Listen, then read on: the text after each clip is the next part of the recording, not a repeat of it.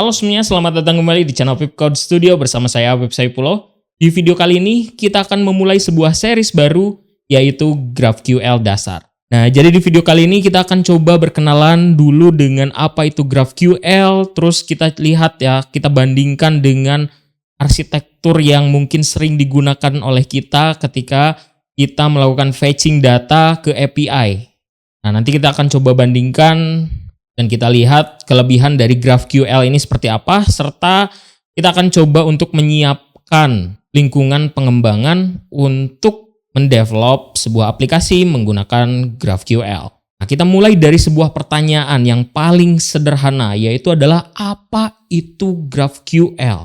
Nah, jadi GraphQL itu adalah sebuah query language untuk API. Jadi karena GraphQL ini adalah sebuah query language, maka kita bisa menggunakan sintak yang spesifik untuk melakukan query yang digunakan untuk meretrieve ataupun melakukan manipulasi data di dalam sebuah resource. Sehingga GraphQL itu menjadi alternatif dari REST API, ya.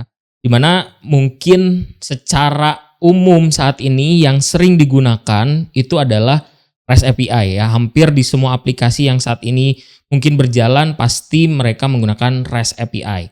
Salah satu yang cukup lumayan ditonjolkan oleh GraphQL adalah menawarkan efisiensi dan fleksibilitas. Sebetulnya antara GraphQL maupun REST itu mengandalkan HTTP untuk melakukan pertukaran data. Namun GraphQL itu lebih fleksibel dan juga kita bisa kontrol lebih luas untuk setiap request dan mutasi datanya. Namun ada sedikit perbedaan dari sisi handlingnya. Nah, nanti kita akan coba lihat perbedaannya seperti apa. Selanjutnya, kita akan bahas mengenai sejarah dari GraphQL itu sendiri. Jadi di tahun 2012, itu GraphQL sudah mulai dikembangkan, bahkan sudah mulai digunakan secara internal di Facebook, ya, atau di Meta saat ini.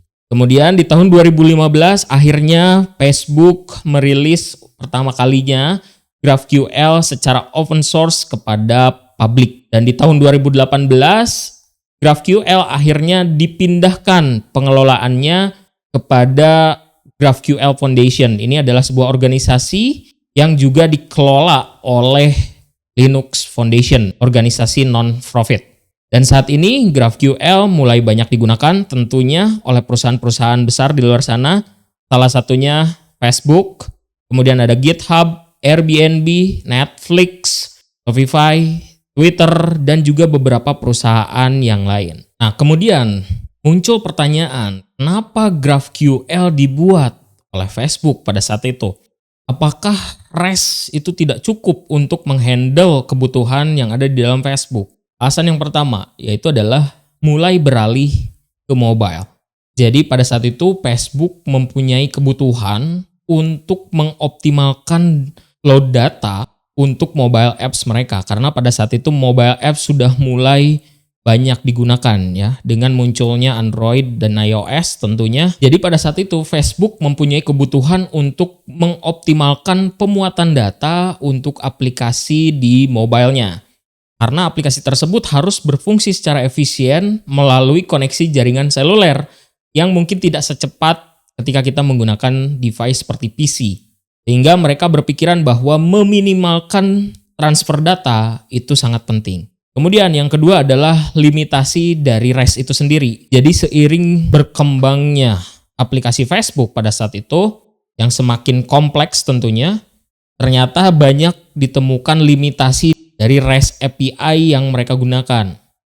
Limitasinya seperti apa? Nanti kita lihat, ya, kita bandingkan antara REST API dengan GraphQL itu sendiri. Selain itu, Facebook membuat GraphQL tujuannya untuk mensupport data fetching pada React.js, yang mana pada saat itu mereka kembangkan dan mereka sudah gunakan sebagai tools di internal mereka.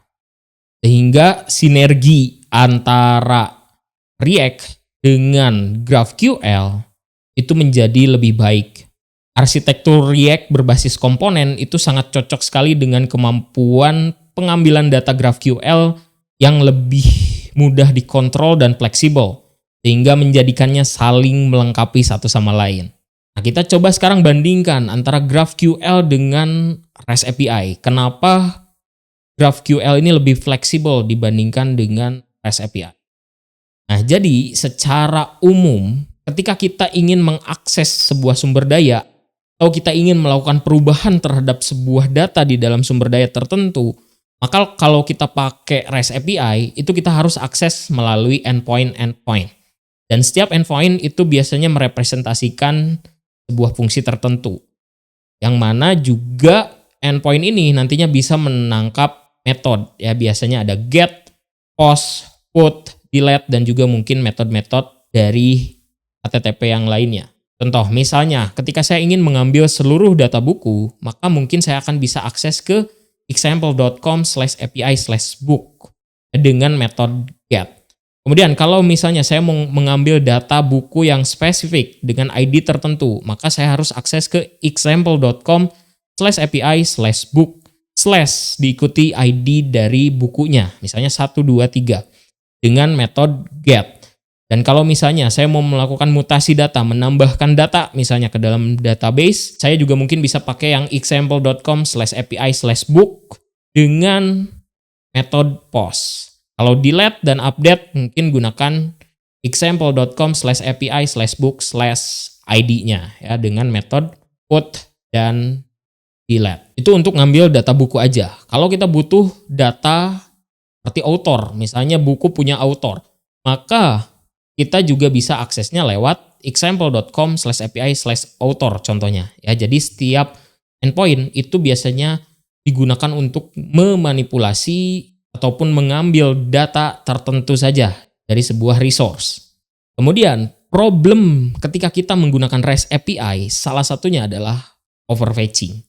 Jadi overfetching itu ketika kita mengambil sebuah data, katakanlah kita mengambil data seluruh buku dari sebuah resource, maka yang dikembalikan itu datanya kadang-kadang melebihi apa yang kita butuhkan.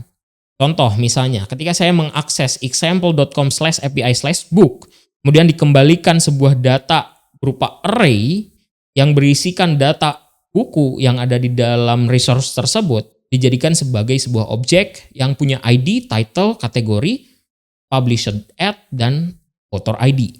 Misalnya ketika saya mau menampilkan data tersebut, yang saya butuhkan hanya title dan mungkin juga autornya saja. Saya tidak butuh kategori, published at, atau juga mungkin ID. Sehingga apa? Sehingga akhirnya mau tidak mau, walaupun saya tidak butuh, data tersebut tetap harus kita ambil. Sehingga ketika kita melakukan fetch, kembalian datanya itu melebihi kebutuhan. Nah, kemudian muncul problem yang kedua, yaitu adalah underfetching. Kalau kita pakai REST API, selain tadi overfetching ya, kelebihan data, kadang-kadang ada case juga dia mengembalikan data tapi belum memenuhi kebutuhan. Sehingga kita harus mengirimkan request ke endpoint yang lain ya, atau disebutnya multiple request.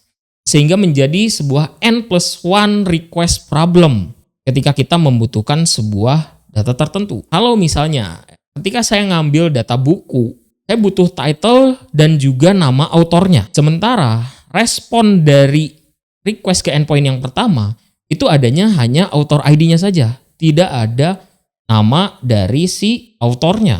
Apa yang kita butuhkan? Berarti yang kita butuhkan itu adalah melakukan request lagi untuk mengambil data author yang berupa nama tadi ke endpoint yang lain. Misalnya ke example.com/api/author ikuti dengan ID-nya. Kemudian nanti dikembalikan lagi beserta dengan data-data yang tidak kita butuhkan. Seperti misalnya born-nya, nation-nya, itu saya nggak butuh. Saya butuhnya hanya data author name-nya saja. Jadi selain underfetching, di sini ada lagi overfetching juga. Gitu ya, jadinya problemnya semakin bertambah. Nah, sedangkan kalau kita pakai GraphQL, itu kita cukup mengakses sebuah sumber daya itu hanya melalui satu single endpoint. Contohnya adalah example.com/graphql. Jadi nanti kalau kita mau ngambil data buku, data author, itu endpointnya tetap kita ngambilnya ke situ. Tapi Dengan catatan kita mengirimkan query ketika kita melakukan request ke endpoint tersebut. Dan yang baiknya adalah kita bisa cukup melakukan satu request saja untuk mengambil data buku beserta dengan author name-nya. Sehingga kita tidak perlu lagi melakukan request berkali-kali dan nanti respon dari request tersebut hanya berupa data-data yang dibutuhkan saja berdasarkan dengan query yang sudah kita lakukan sebelumnya. Sehingga proses pengambilan data itu jauh lebih efisien dibandingkan dengan menggunakan REST. Kalau kita menggunakan GraphQL, kira-kira cocoknya untuk bikin aplikasi apa? Yang pertama yaitu adalah mobile application. Ini udah jelas ya, karena tadi alasan Facebook kenapa mereka bikin GraphQL adalah melakukan optimalisasi pengambilan data di dalam aplikasi mobile mereka. Sehingga ini sangat cocok sekali kalau kita mau pakai untuk data fetching ataupun mutation data menggunakan GraphQL di dalam mobile application.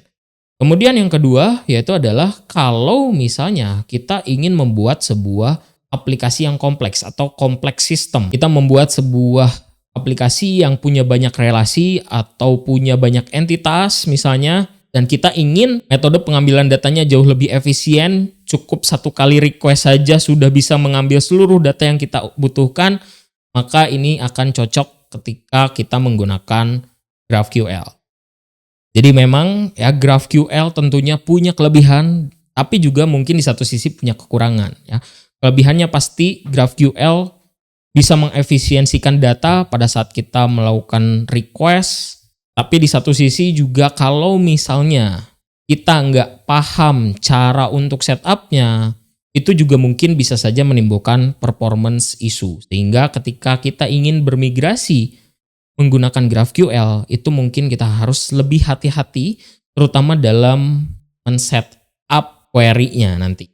Untuk mengikuti series ini, tentu ada beberapa hal yang perlu kita persiapkan untuk melakukan proses development GraphQL. Yang pertama adalah kita akan menggunakan bahasa pemrograman JavaScript ya sebagai bahasa untuk membangun atau mendevelop aplikasi menggunakan GraphQL-nya.